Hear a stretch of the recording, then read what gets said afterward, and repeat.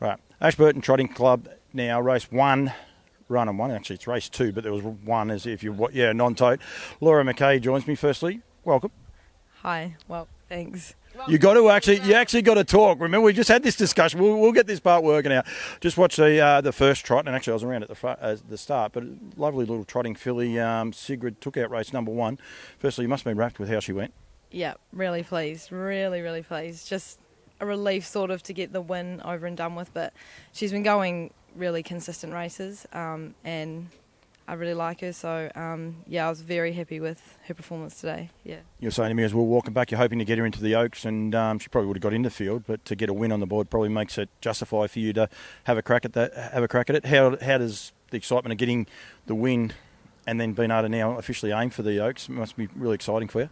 Yeah, it's pretty exciting. Like, I've never had a horse good enough, to go. Not that I've had a lot, but I've never had one that I thought was good enough to actually go in a race like that, and I think she deserves her chance, to go in that race. So I'm really happy that she's won a race today, and hopefully that, will guarantee her a start, whereas if she didn't win today, she possibly may not have got a start. So that's just what I'm relieved about, yeah. When you win a race, sometimes it just justifies your dreams. You might not be outwardly saying to people, I think she can make the Oaks field and things like that. So it's a bit of relief, isn't it? Because you can see that cheeky smile, and it's almost like a nervous smile. You're like, yeah, well, this has actually now happened. Yes, that's right. So I know it's kind of overwhelming because, I would just love to have a horse in the race. Even if she's not good enough to win it, it's just a dream to have a horse in a Group 1 race. I've been at the Trotting Club Cup yesterday, Tuesday, show day tomorrow. There's all these good horses around. There's a reason we all do this industry, isn't it? And it's to make these good races. And your nervous smile and your cheeky smile that comes out is purely because you're going to have, albeit not on Trotting Cup Day and not on show day, still going to be on the big stage, and it means a lot for a young person. Get out of bed every day working these horses to actually have one in a fair income group race. Yes, it does. Yeah, you've got it bang on. She's the reason I get out of bed in the morning, Quickly, well, not quickly, I don't care how long we take, that's the beauty of Campbell's comments, but firstly, how many horses do you train? At the moment I've only got 2, so her, and I've got a 2-year-old, another trotter, a peak, that I actually bred out of one of my own mares, but normally I only do 2 or 3 of my own. And you're saying you work basically with a group of, there's a community stables, I suppose. It's not officially a community stables, but where there's a heap of other trainers, and it can be good and bad. You get bounce ideas off a lot of people, but sometimes you can get too many ideas and can get a bit of confusing.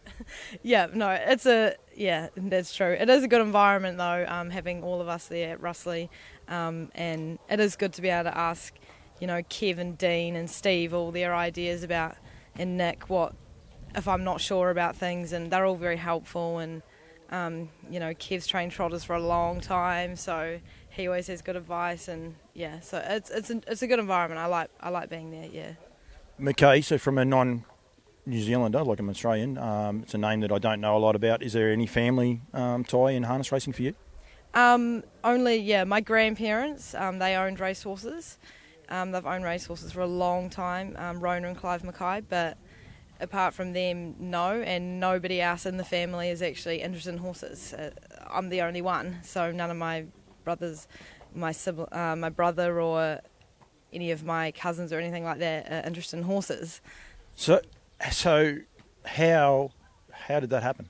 How and it's something that to grow our sport we need to know. So how does a person that basic like your grandparents, so you would have had a taste of it, how do you fall in love with the industry that is what every person behind us, every other person I've interviewed, we all fall in love with it, but how do you fall in love with it? Well, I always loved animals, obviously, and I never had anything to do with horses until I used to go to the races with my grandparents and watch their horses race, and I just loved it, and I rode horses as a young kid in that, and that's kind of where it started off. And I was kind of a little bit lost. I didn't really enjoy school. I wasn't that good at school either, and I left school early, and I didn't really know what I wanted to do. And they said to me, "Oh, do you want to go and work for a racing stable and see if you like it?" And I ended up at Crandall Geddes. He was the first one, and I was there for 3 or 4 years, and I just loved it.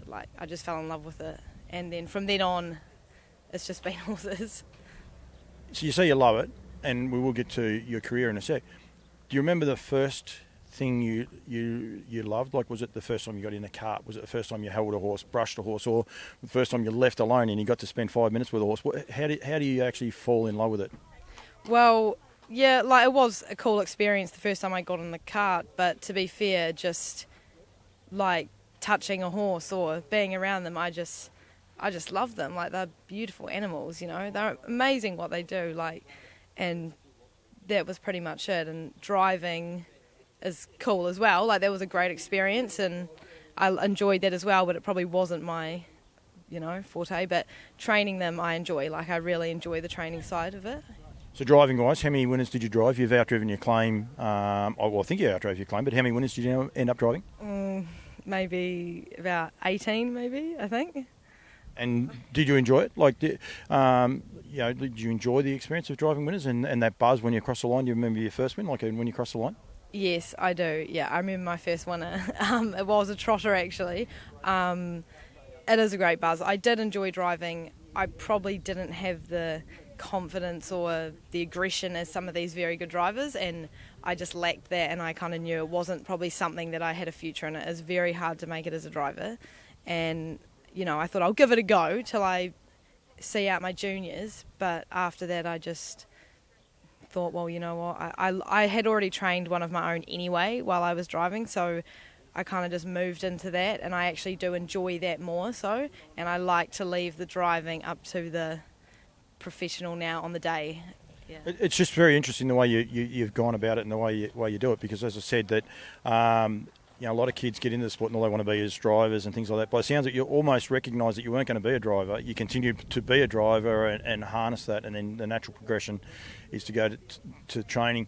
Have you found that progression easy and good, or has there been some struggles? There's always struggles, but I was very lucky because I've worked for some very good trainers like Cran, Dalgetty, Mark Jones, Steve Dolan, Kev Townley. Like, I went to Australia, to Sydney, and worked for Kerry-Ann Turner for a few months. So I've been around a lot of people, and I've just taken all of their tactics, kind of how they train, and just kind of moulded it into how I would train a horse now. So I've just taken bits from everyone. So I've been pretty lucky to work for some very good horse people, A lot of them with a very, very good work ethic too. So I imagine that you probably learned a lot there. You say about Kerry-Ann. I've seen how they work firsthand, and they work a lot of horses, but it's one in, all in, and they're all inclusive too. So do you have a goal? Is there? Everyone has a goal, but do you have a goal? Would you like to be, an Arna Donnelly, someone like that, with your own team, a good sized team of horses, or are you happy just having a few and helping out a few other people? I'm not sure. Like, I do. Yeah, I probably would like to get more horses, train more of my own.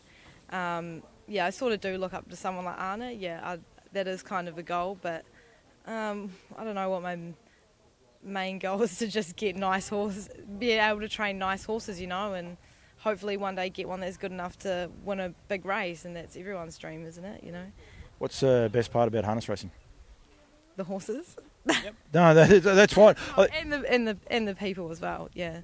It's great. It's a great game. Yeah, everyone kind of comes together when they need to, and everyone's friendly to each other, and you don't have to worry. People will understand what the horses are, and I think that's one of the things. Personally, I think we undersell. We're very big on punts and things like that, and it's the actual horses and the thrill they give. Like Sigrid just then, I'm sure as soon as she hit the line, you're probably like, okay, it's a country race. We just got to keep it low key. We're not let it, But inwardly, you jump. I was jumping around. I was really happy. Good, because that's what you should do. Because that's what they mean, isn't it? That's what they are to us. They're more than just winning a race, though. Yeah, it doesn't matter where it is. Like, I'm just pumped to win a race. Like, it doesn't happen very often. Like, you just got to take them when they come, don't you? So whether it's Ashburton, Addington, Rangiora, I don't care. Like, I'm real happy. Yeah. So you're gonna be pretty pumped when you make the Oaksfield? Yeah, I will be. Yeah, I think I'll cry if I make the Oaksfield. That's just making it. We're not saying about winning it or anything. That's what it means. We've got to sell these dreams, don't we? Yes. Yeah. And I will be. It'll be, probably the best day of my life if she gets in the Oaks and she races in it. And if she goes a good race, it'll be even better. But, yeah. Just making it is good. Laura, thank you. Thanks for joining me. You weren't expecting this, and I'm glad I followed you off the track and got a story, because I like different stories as much as I love promoting the big people and what's going on. Harness racing is about so many stories, and a non-harness racing name involved in the sport. We've got to cherish it and keep you in it. Good luck, and if people want to give you a horse, they can reach out to you. You'll take horses, that's for sure. Yes, yeah, definitely. I've only had trotters so far, but I guess if I can train a trotter, I can train a pacer, right? Stick to the trotters. The trotters are the future. Don't worry about it. I love me trotters, so it's all good. Laura, thank you very much for joining. Well done. Good luck in a couple of weeks. And you never know, I might have to ring you up if you, even if you make the field, because I think the enthusiasm that you'll show will be very, very big. So thank you very much. Thank you. Thanks, Dale.